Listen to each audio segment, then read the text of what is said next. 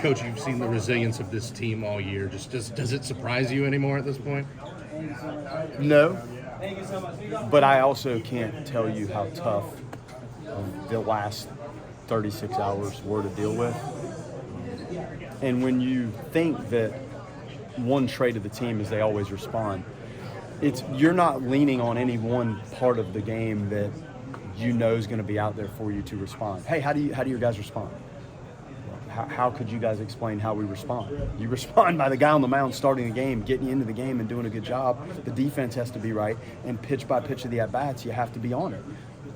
Then you'll respond. If you can't do those things, you can think you're the best responder in the world, you'll lose. So that's probably the overriding theme. And because we're talented, if you're not talented, you can't manage competition at this level. So you have to have that piece in there too. And the athleticism today and the power, like we got out hit, but the damage and the timeliness of the hit was the difference. And their outfield defense, the one ball in center field, did a wig, crashed into the wall, and then the left fielder, that running grab on the warning track. We talk about how important outfield defense is here, and you saw it. And that probably held us back a little bit. Is Carson building confidence the way he's been pitching, or is it just his stuff? Well, if he's not, then I don't know how to build confidence. I mean, I could tell him how great he is and how well, but you have to feel it, and the execution and the dedication to fighting through. It's hard to explain what happened in Clemson to him, and there were some other outings that didn't go that way. I don't know that he got an out in Charlotte against Virginia, did he? So, I mean, Mike is trying to call the game the right way, but it's the kid's determination to execute pitches and then execute the pitches. And he did it, and he handled his position. The pickoff that got lost in the shuffle. That was big. And then, like I spoke on, in their self-contained relief, you're not going to be a starting pitcher and really manage the game if you can't get out of a mess that you created at some point. And the defense can help you, but you have to participate as well to relieve yourself. Did you feel coming into the game that they were in the right mindset? When we had batting practice, yes. Breakfast, I can't really pin it down. Pre-game talk, are they tired of hearing me? What can I say to them to shake off the crap on Friday? I don't know what I can really say to them. I tried, and we had a good pre-game. I think when you get back in game mode, your computer goes to that place of getting yourself ready to play. And Cam's got to get ready to play, and Lodis and Thoreau and West and Cantu and everybody out there's got to prepare themselves and get in the right mindset. And your pregame BP for those 45 minutes is your best shot at it. And they seem to be on it.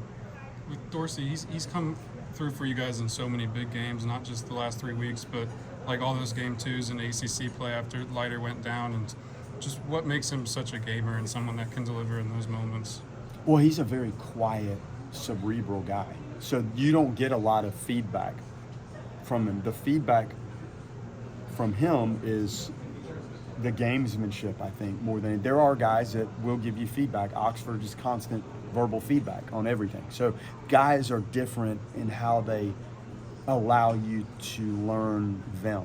With Dorsey, you've learned through some gut punches that he took along the way as a reliever and fought back. There was a game at Florida and it didn't go well, and then the Clemson stuff, and it was the wise thing to let him start because the relief hadn't gone as consistently and he was more comfortable starting, more familiar with it. So that maneuver helped, but it wasn't necessarily something Mike and I conjured up. It was a little bit of necessity because we had lengthened him out and he was one of the guys that could give us some distance on the starts. But the breaking ball that he developed, a little feel for the slider. When the changeup's on, that seems like the difference maker in the outings that I've noticed him really clicking early. That changeup gets people off the fastball and it neutralizes the right-handed hitters. Then the fastball seems to play better for him. They're pretty proud of Ox, the way he came down. It was tough.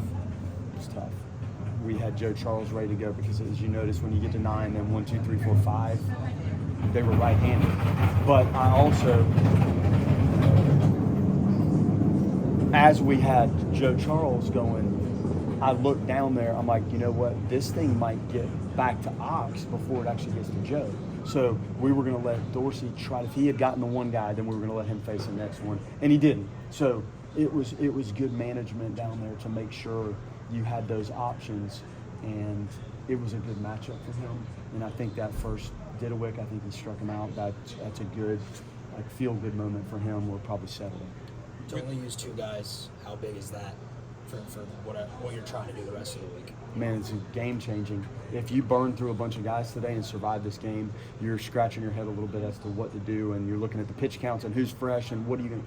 So his start gives you a chance to win a championship. If we struggle out of the gate and he throws an inning or 2 and you have to labor through a long, difficult game, then winning it, you're still in a difficult spot. And I don't know where to go. If you guys are thinking about asking me where to go with the next start, I don't really know the answer to that, so don't ask.